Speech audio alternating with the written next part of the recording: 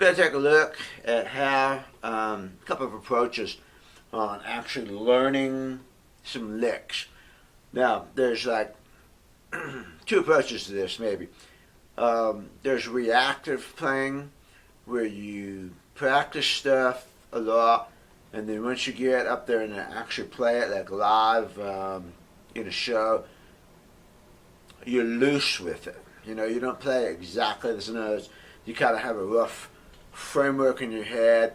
You know your way around the tune, and you just kind of play. So, for instance, let me play something like Lonesome Fiddle Blues, which is a lick we're going to use here. The second option is you have a specific lick that you want to play, and that might even be part of your reactive process. You go along playing, and then you think, oh, this should be a good place to put that lick in there. And you throw in this specific lick that you've practiced. So, you know, you can mix the two of them. I personally rarely play full solo exactly the same way. The only, even in like a contest, where I was going to say contest, I might play the same thing. Even then, I always have little avenues of escape that I've practiced and worked on. I have a video called Learning How to Crash and Burn, and you might go watch that video, and in it I discuss a lot of these ideas and techniques and concepts on how to have these little exits, so that when you're not feeling like really good, or maybe you're having trouble hearing on stage, or somebody missed a beat, you know, and you've got to kind of make up on the spur of the moment, and you got these little avenues in the song that you can I'm going to go for that. And then other times everything's going really good, it's great, and I'm gonna get this lick in there.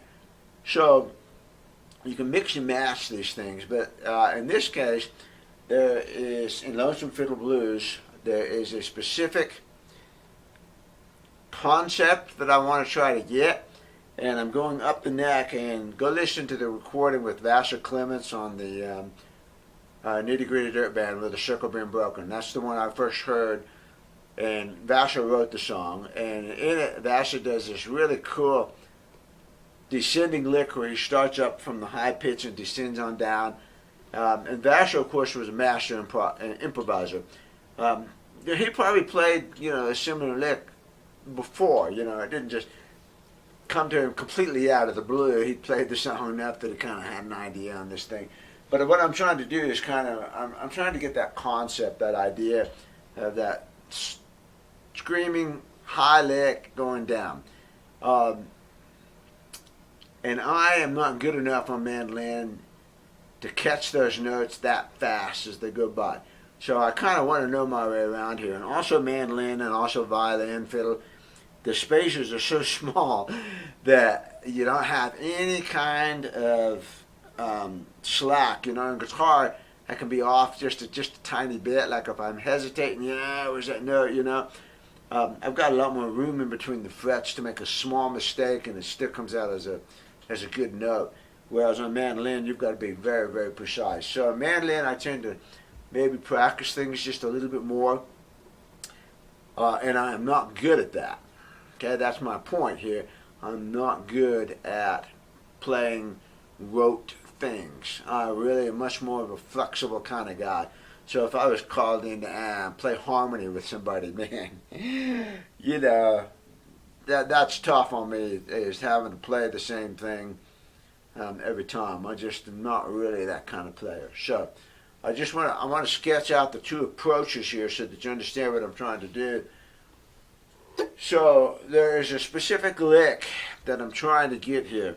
And what I want to do is Lonesome Fiddle Blues goes like this, basically.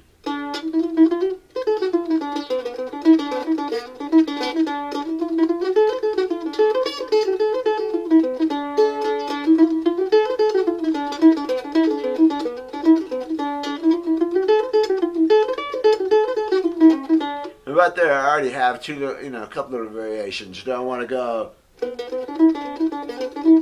or do I want to go? And I just throw those in interchangeably as I'm going along. Okay, then it comes to the B part.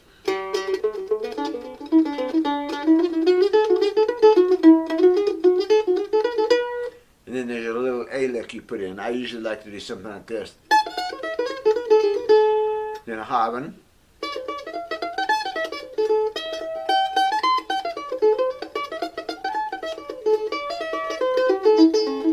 And there's a rote lick that I throw in, that I practice so many times that I can just do it automatically.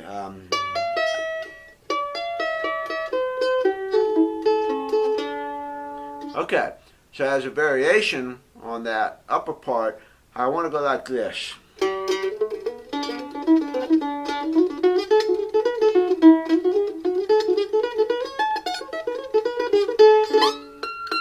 And I'm going to get up here and get a screaming high lick.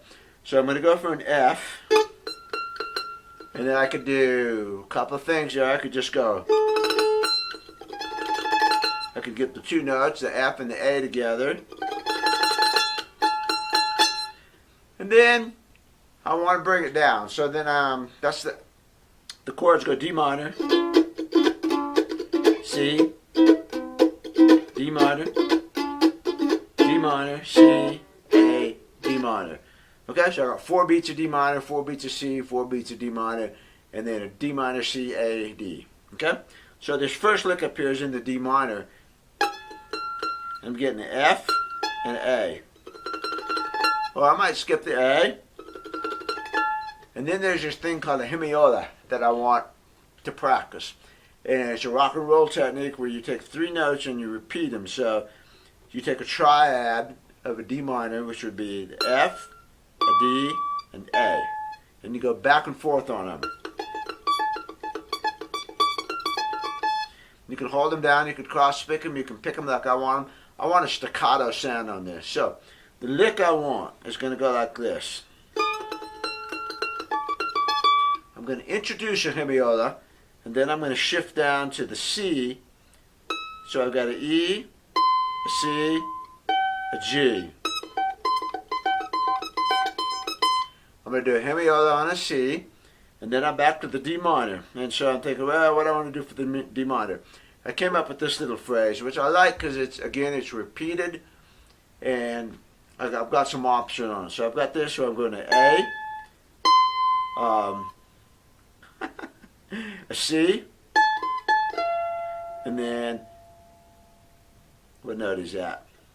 That's the F.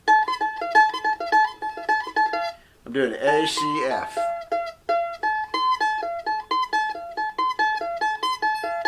So that is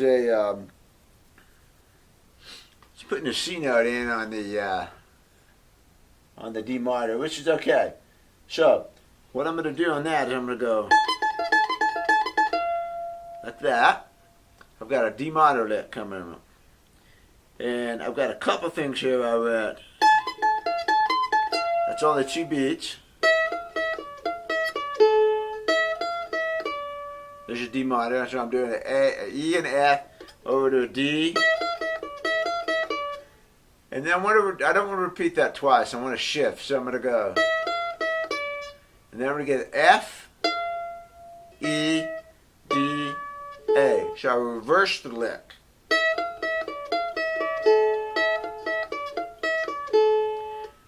Then I want a descending scale. I just played around the stuff till I sound, this sounds good. I want this.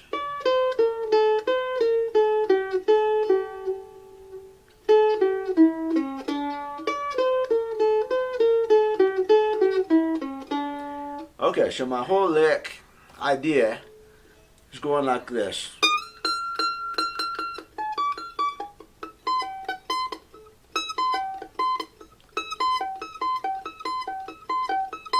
I've got to get out of that hemiola. So on the last note, I'm going to play an open E.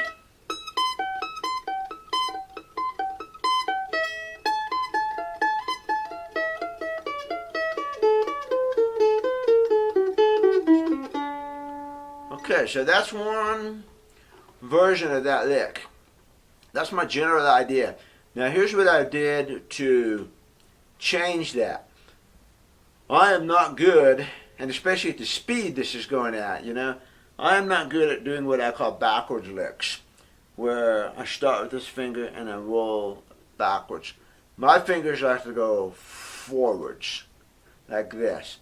And I can lay those down so much better going forwards. My point here is that sometimes you need to know your shortcomings, and you can work around those shortcomings while you work on the shortcomings. So I will continue to work on the lick like that, but I'm also going to have a variation already, so that coming out of this one lick, I've already got 2 or 3 minor variations. So instead of, on this one, instead of doing that, I could go and just do a double stop strum. So I could go,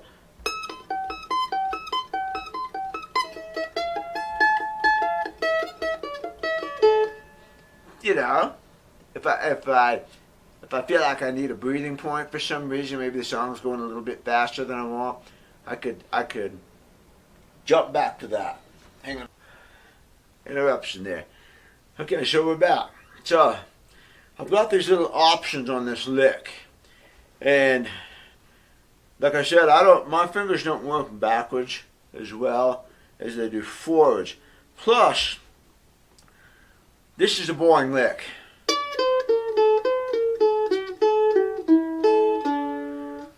Now I thought, what else can I do with that? So I'm going D, C, B flat, A. So I thought, okay, what if I do this? What if I do a D, C, reach up here for the B flat,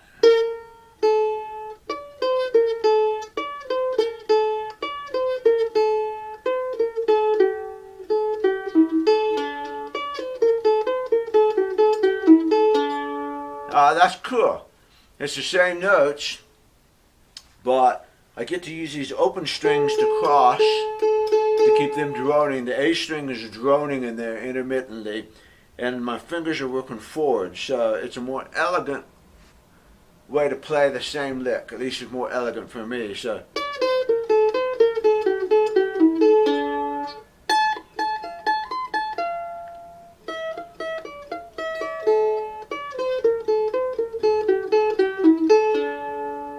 That. Alright, then I thought, what if I eliminate this shift? That's a E, F, E to a D. What if I do it here?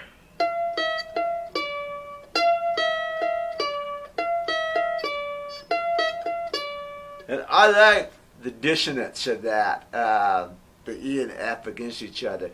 It's just for a minute, you know, so.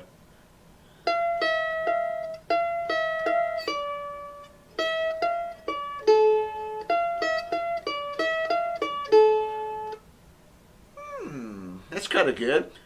What if I vary that just a little bit, and instead of doing exactly the same, what if I modify it so?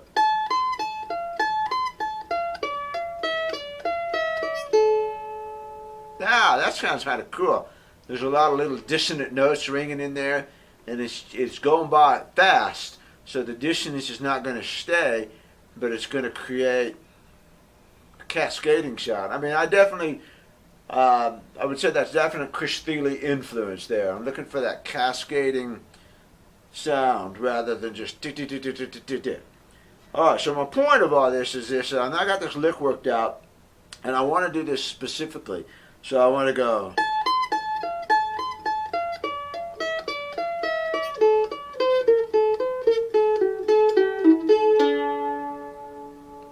Okay, so there it is slow.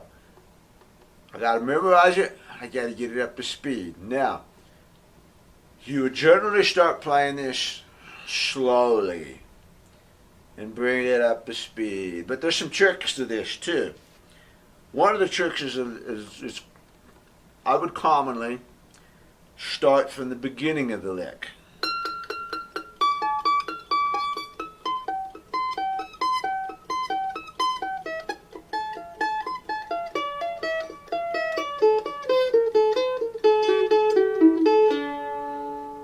And I got it because I've been practicing a little bit.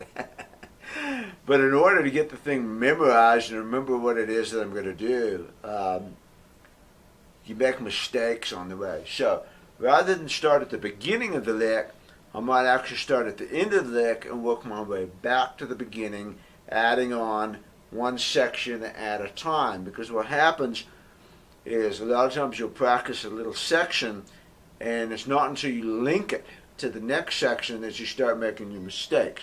So I could do this all day long.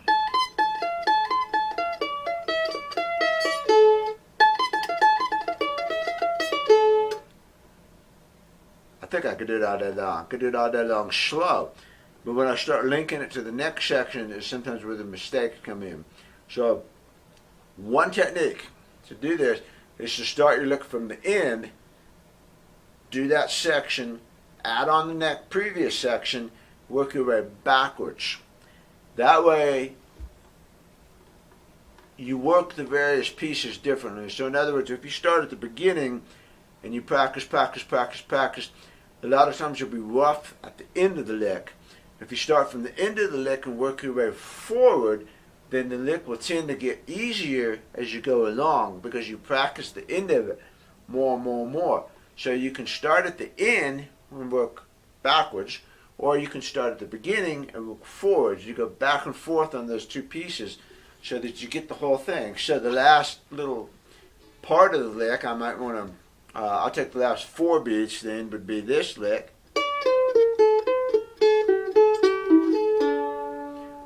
Okay? Practice that a couple times.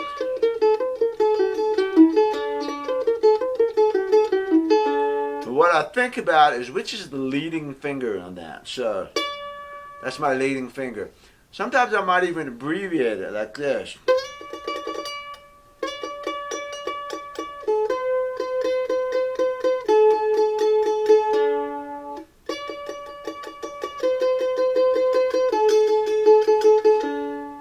Which sounds like a video game, doesn't it? I might abbreviate that and then start building it in so that I get used to which finger is going to be the leading finger on this.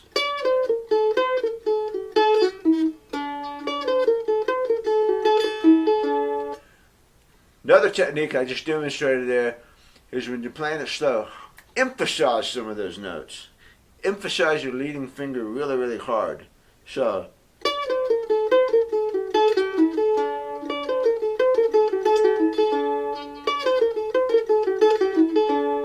this is the practice part of it. You're trying to drill that note into your subconscious so that you can do it fast. And you want to get the feel for that. This finger, and then this finger, you see? And then there's a shift. So where's the shift occur?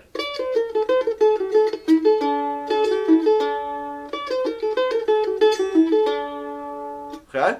I got that phrase down. What phrase comes before that now? This one.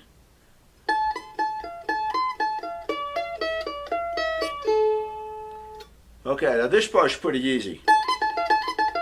It's in there for a reason because it's easy. It gives me a little bit of breathing room. This is the harder lick. Because I'm turning it around. I'm going this way and then back again. So I'm going, and then I'm going.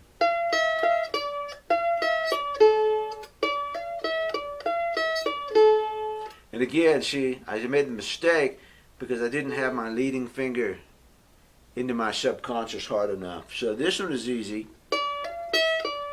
Although sometimes I tend to leave this finger down and that's the mistake. So I make a definite effort to roll back to that finger. Even as far as moving my body to do it, you see. And then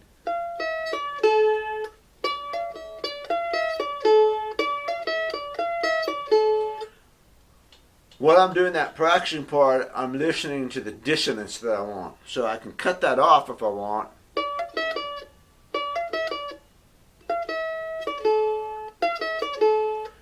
Do I want that or do I want the dissonance?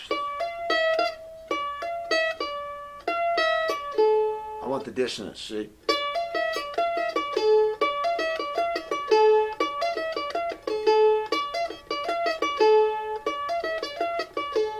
So I'm going to sit there and work on that little 2-beat lick until I get the kind of dissonance and sound that I want and get the sound ingrained into my head too, so what I want it to sound like. Even if I make a slight mistake on that, I also had the 2-beat cadence down so that I could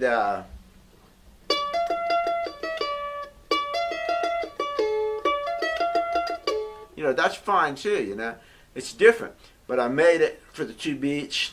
It's still got the gist of the lick and everything. So when I've got that practice,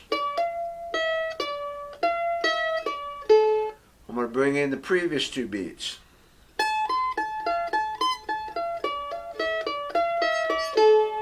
And then I might add on the last 4 beats.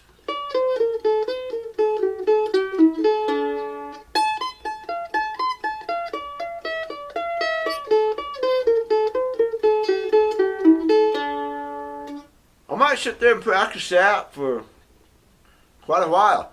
And as far as the practice goes, a lot of times it's better for me to practice it for 5 minutes every 30 minutes. So I play that lick 2 or 3 times, always end it on a positive note. Always end it on the one that you got correctly. When you get it correct, stop. Put the mandolin, guitar, whatever it is down, go away and do something else. Come back and do it again in 30 minutes. And I find I learn better that way than doing the same thing over and over and over and over and over and over and over. Number 1, I get bored. Number 2, I make a few too many mistakes. And number 3, my brain just has to work on it on its own.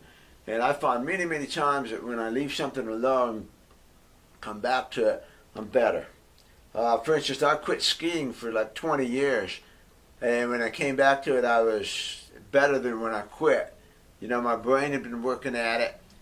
Subconsciously, I've been doing other exercise things that came into play. So, play your lick once, good, leave it alone. Come back to it again. But I might play that little phrase right there.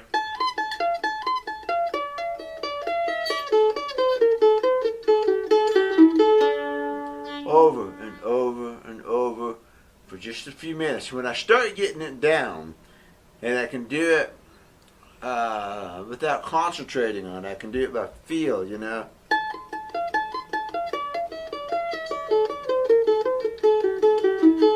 Then I start picking the tempo up.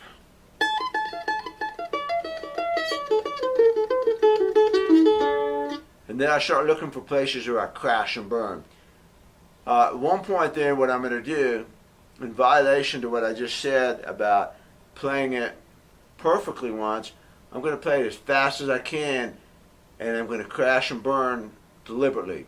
But that's okay, because what it's doing is it's forcing my brain to really work on that thing. It's bringing up a whole different aspect of what it is. In order to play fast, you have to eventually go fast. You got to play slow in order to get it going. But in order to go fast, you got to actually go fast at some point. So you want to play this to a certain speed where you crash and burn. So.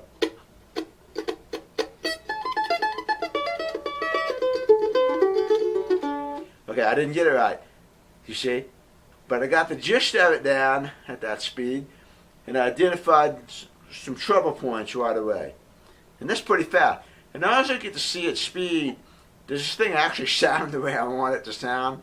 And yes, it does. It's getting there. I like that. I like that long cascading sound. So now I'm going to get it right. So I'm going to take it just a little bit slower than that,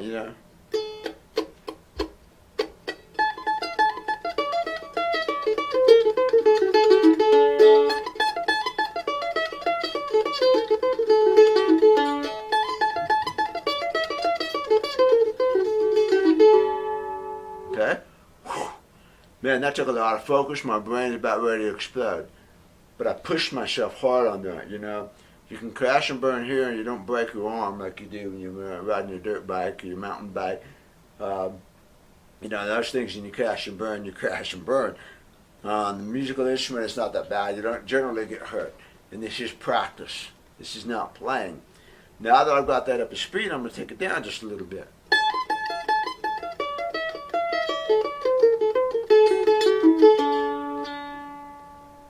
You see?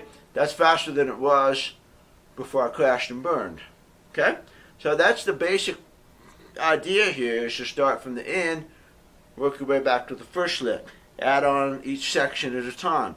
Now for me, the hemiola is pretty easy, and I've practiced it a lot. I've also practiced it with the mandolin, the metronome, so that I have a feel for how long those 4 beats go, because it's really hard to count those suckers, you know.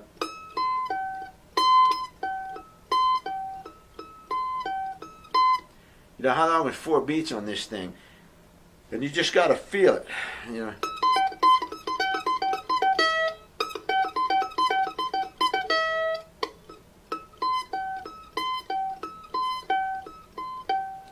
And when I get to the end of the hemiota, I vary it.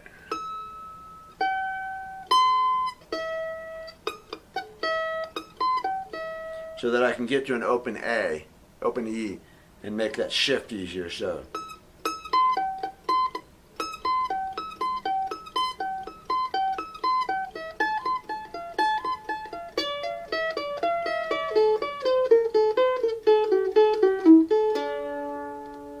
Okay? While I'm doing this, I might throw some hemiolas in at different places in this tune too, just so I can practice a hemiola at different places. So for instance, a good variation on the first part is D minor and C, right?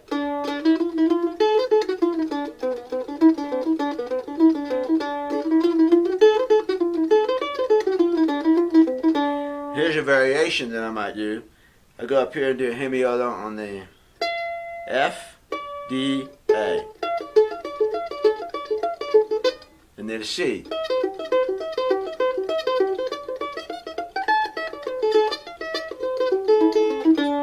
Like that. So I'm just practicing the hemiola thing, which is why this is pretty easy, because I practice a lot. So up to speed, you know, that sounds kind of cool to me.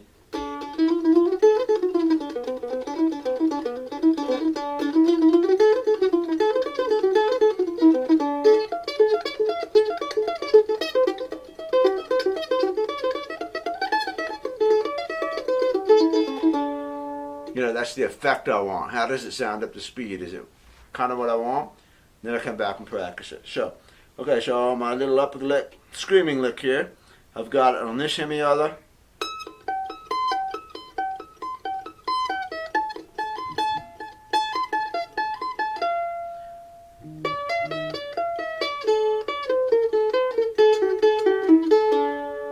Okay, I'm starting to get it memorized. And then the last little piece of that is this one, you know. Okay? Alright, once I've got that lick backwards, then I start working it from the front lick. So the front lick is...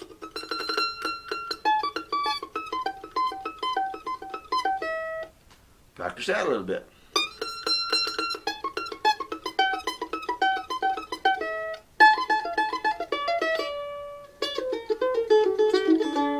There's my lick. I've got it memorized. Now that I have it memorized, and I actually just came up with this phrase last night, this little piece. I came up with that last night. So I am very much showing you this for real. I do not have this lick down to speed the way I want it yet. And you can do this with tab, you know, whatever. When you're trying to learn something like that, this is just a technique, an idea, a couple concepts you can learn to take it from the back, work your way backwards in little phrases, work your way forwards in phrases. And if you come to a piece that's kind of like, well, man, I can't play it the way Tony plays it, see if there's a different way that you can play it. For instance, when I learned Manzanita, I played the middle lick on guitar. I play it like this on guitar. But when I looked at Marcel's tablature for Manzanita, he shifts it back here and plays it like this on the E minor lick. And I thought, well, I don't know which one's correct. I mean, my ears are not nearly good enough to tell the nuances between these notes, which should have a different tone because they're on different strings, and these notes which are up here. So I just thought, which one's easier for me, you know? Which one do I like the sound of better? So that if I was ever playing Manzanita with someone else to do it, maybe I could have a slightly different way of playing it. So don't be afraid to kind of rearrange the tune just a little bit to fit your fingers better. Your mental process, you know, like I said, I work better going forward. So I kind of like Marshall's deal. Oh, that's cool. Let me see what I can do with that. I hadn't thought of that because I haven't spent that much time with the Manzanita song. But on my tune here, on my arrangement, I work this thing around to fit my fingers, and I have a good right hand that's good at cross picking and going back and forth. So I am playing this to my strengths instead of doing this lick linearly. Instead of doing that linearly like that, I have rearranged it to cross pick it.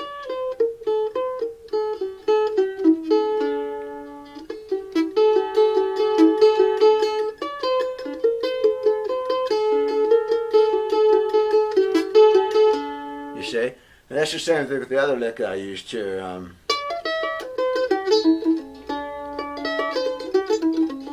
I've played that for quite a while now, and I really like the way it cascades.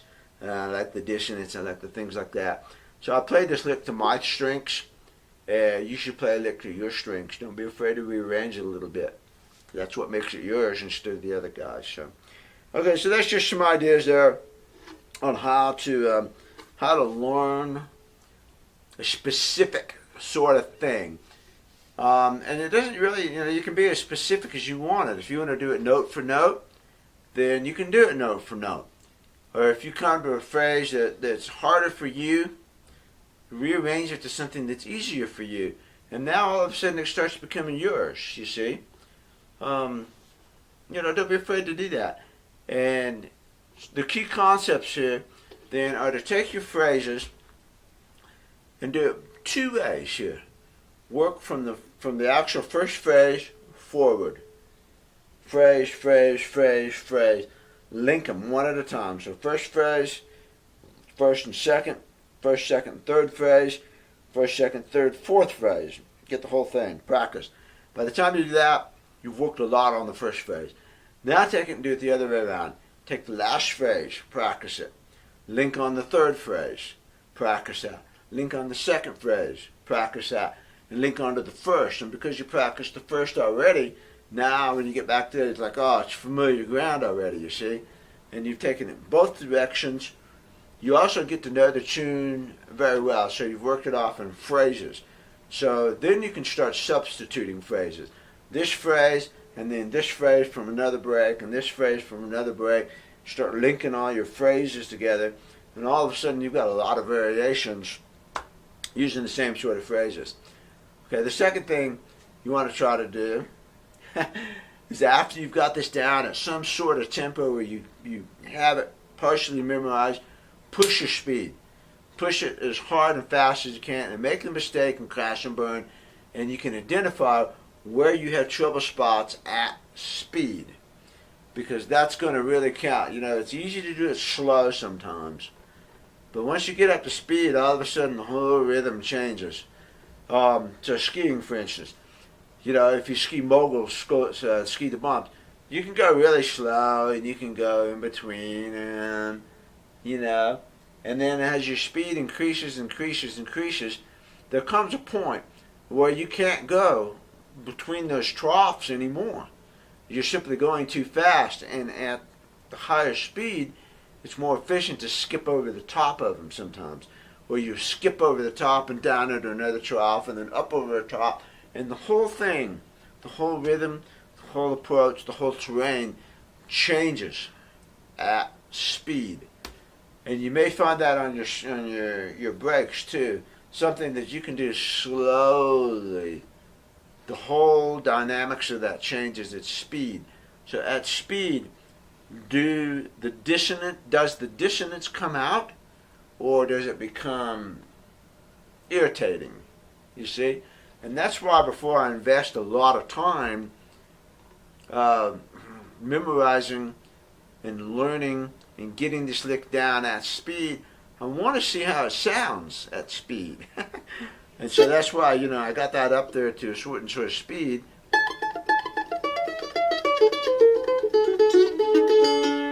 Just rough, Okay, I like it. I like that dissonance,